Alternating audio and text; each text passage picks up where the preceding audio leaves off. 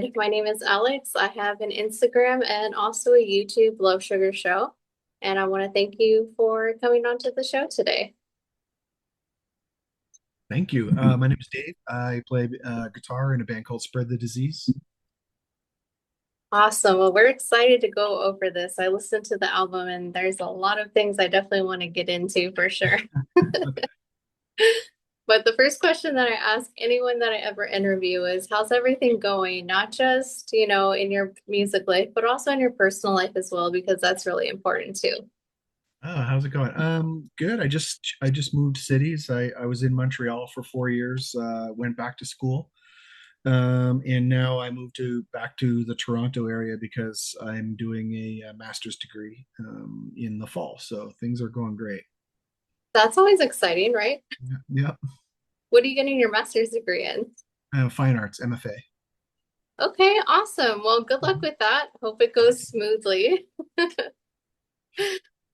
So, like I said, I listened to this album. I have a lot of things I want to go through with this album. Hmm. For anyone with the who hasn't heard of the band or known about other projects, this is the first full-length album in what's it been, about 27 years? Yep. 99. That's right. It's crazy when you think about 90s because you're like, oh, it wasn't that long ago. And then you start doing the math and then you start feeling old. So I don't recommend doing that. It's pretty bad. So, how do you feel after, 27 years and coming back with a full-length album? Um, yeah, I feel good. I feel super blessed that I'm still able to do this thing that I was doing when I was younger. I'm still actually able to play that fast, which is kind of nice. Yeah, no, I feel great, honestly. And mostly I just feel good that I'm able to be in a room with my friends and make music. It's great. Yeah, I mean, most friends don't usually last that long. So, was it like the original from like 27 years ago, or? So no, but it's Trev and myself, and we were the two sort of main songwriters in Spread the Disease. When we started writing the music, we were like, well, let's just, we decided let's just write stuff, send files back and forth to each other, see what we can come up with. And then eventually it was, okay, this sounds a lot like Spread the Disease. Why don't we just see if we can't make that happen? And so when it came down time to figure out who was going to sing, we knew that Ben, who's the original singer, was not going to want to be involved. And so we ended Mhm. up getting Shane, who was in a band called Bird of Ill Omen. We ended up getting him. Ben gave us his complete blessing, said, do what you got to do. He was happy for us. So, yeah, feel good about it. Well, that's awesome.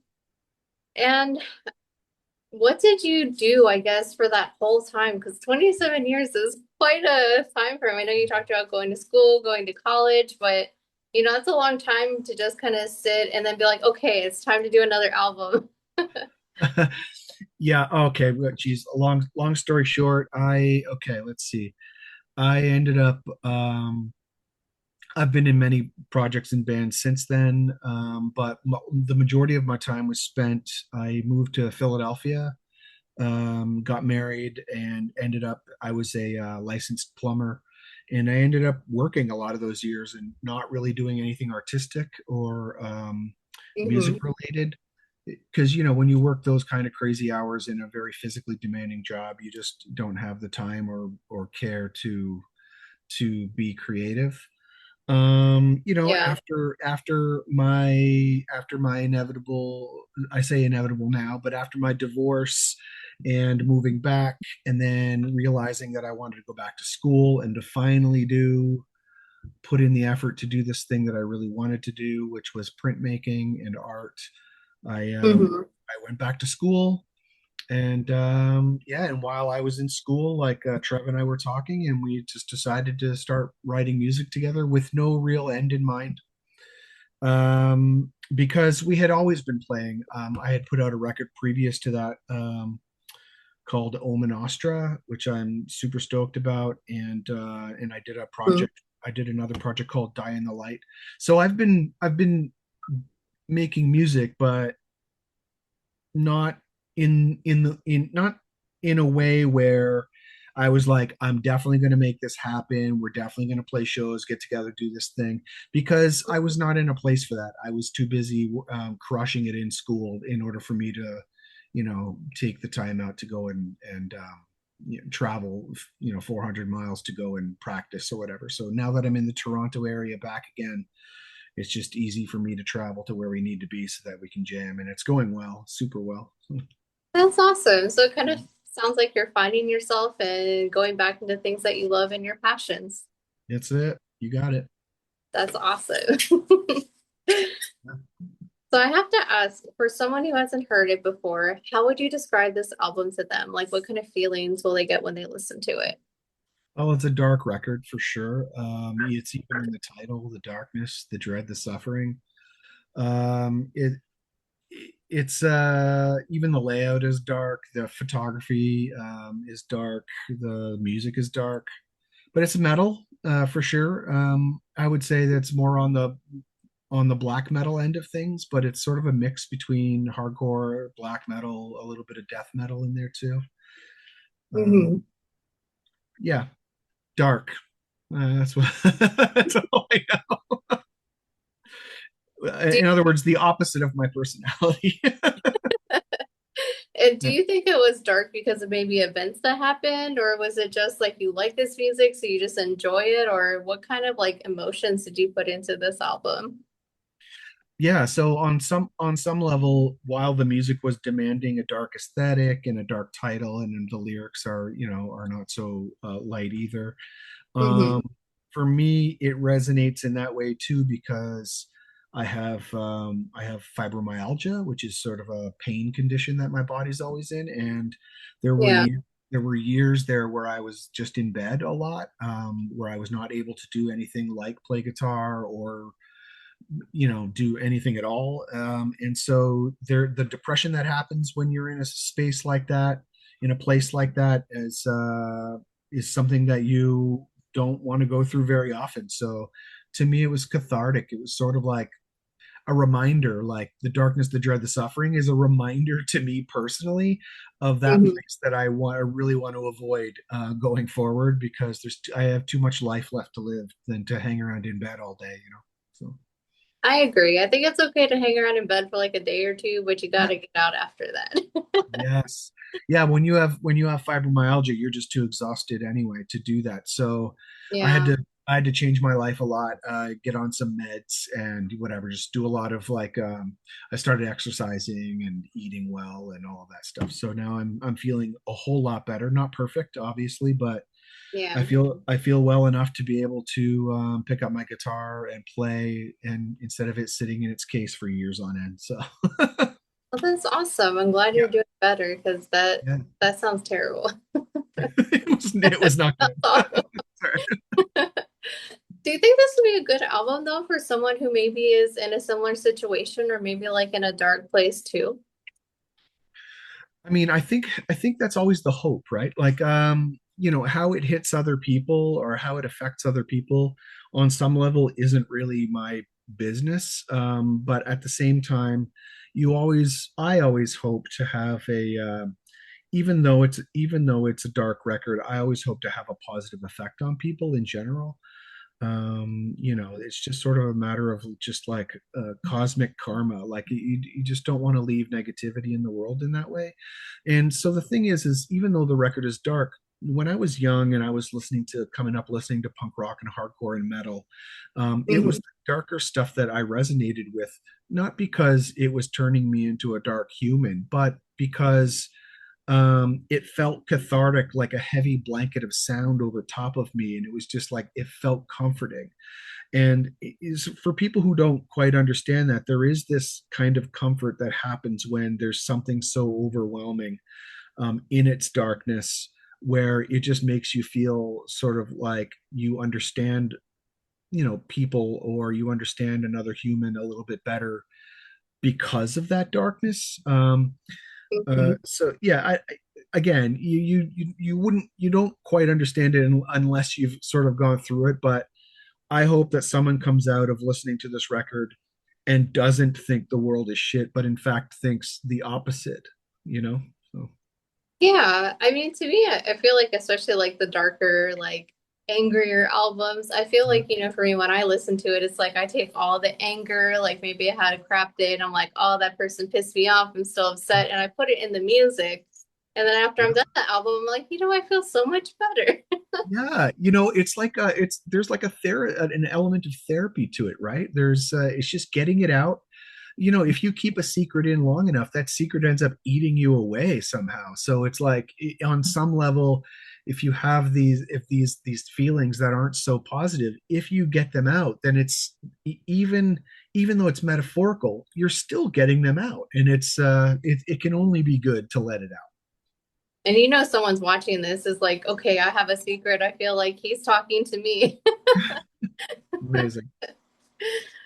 So, what challenges did you face when you started doing this album, if any?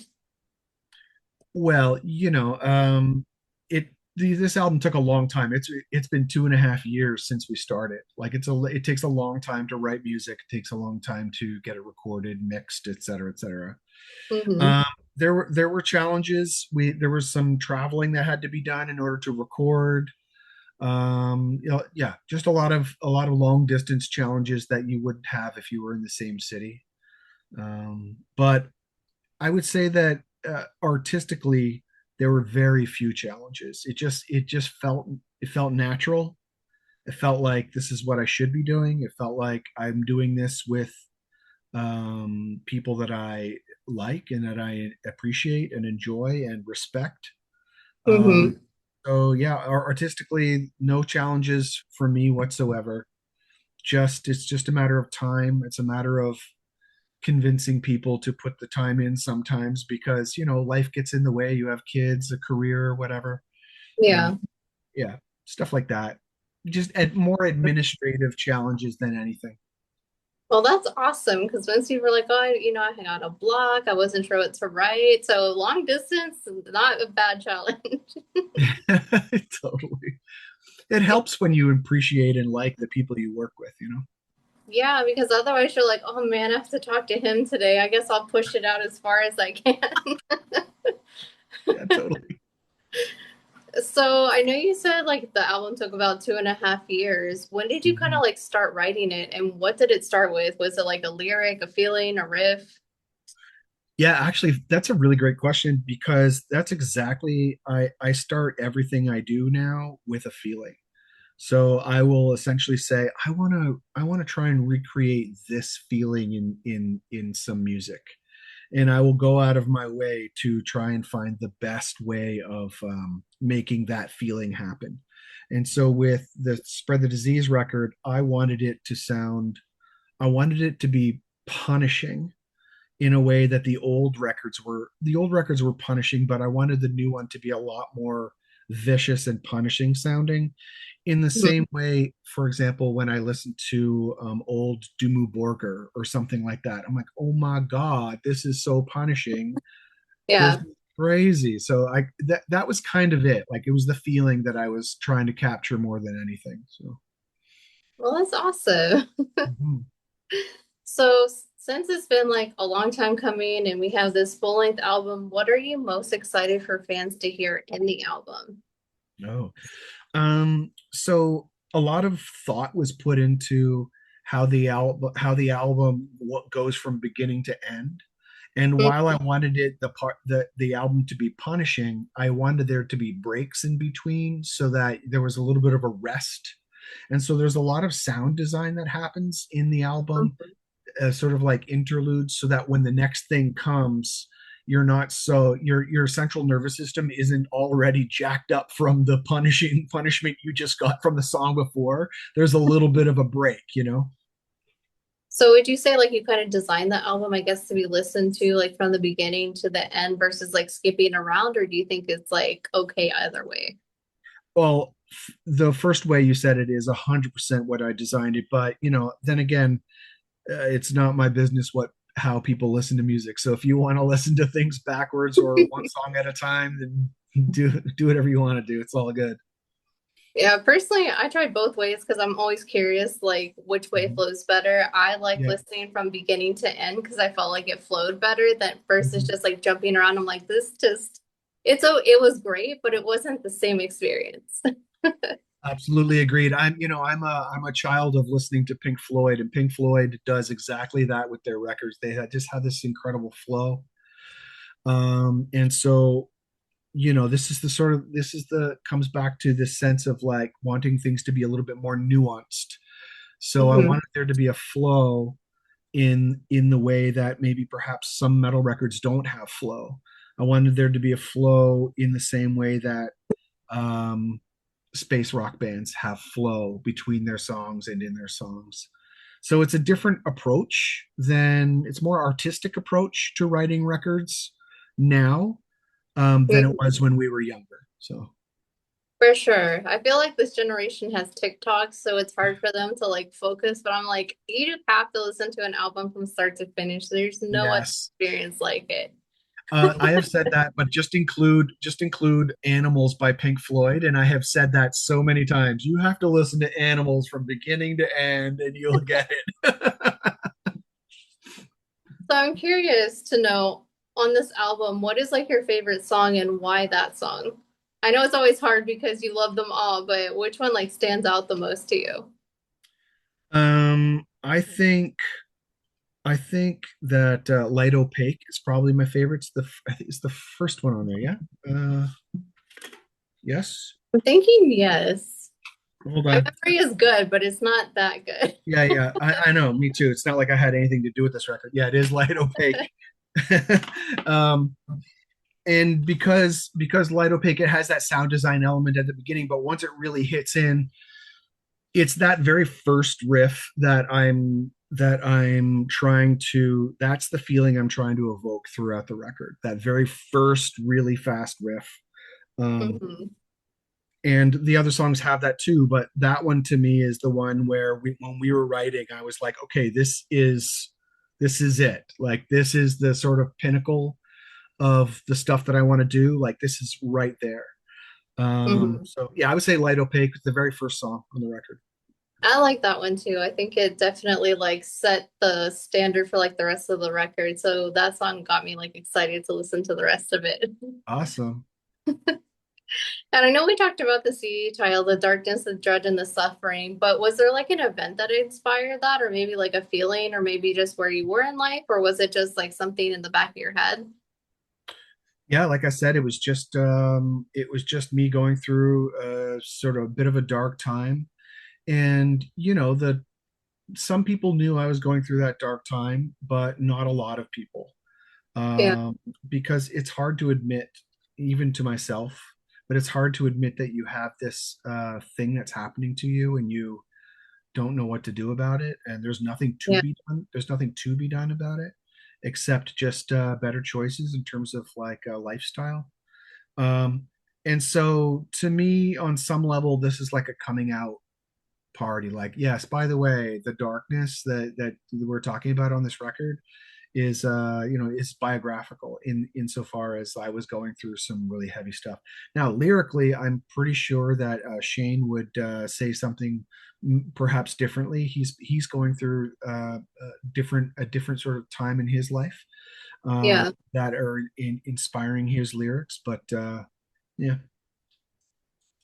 Well, it's awesome that this album came out of a dark period. It's not great that you had to go through that, but they always say Yeah. the best albums come from the worst situations. So,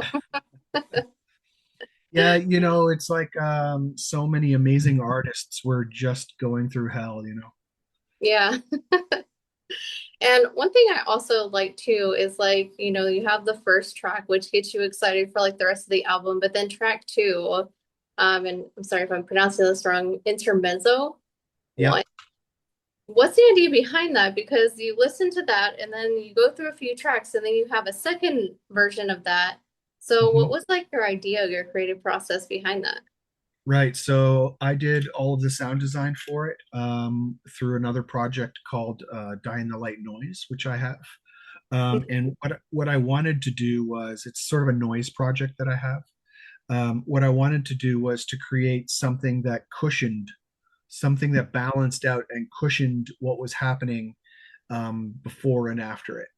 Um, Hmm. to me, it seemed like the best way to do it was to have something sort of noisy, but also sonically different.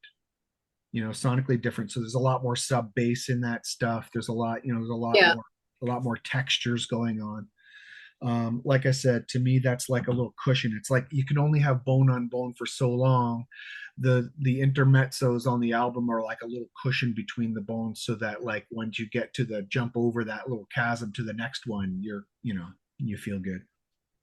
And when you're doing like noise, like for like the noise project part of it, are you Mhm. like, what kind of feeling are you trying to do? Are you trying to just like get the user ready for like the next song, or is it like supposed to be calming? Like, what's kind of like your idea behind that? Yeah, I wouldn't say calming, but I would say because some of the intermezzos on there are a little bit they're a little jarring. I mean, they're not. It's not like they're happy sounding.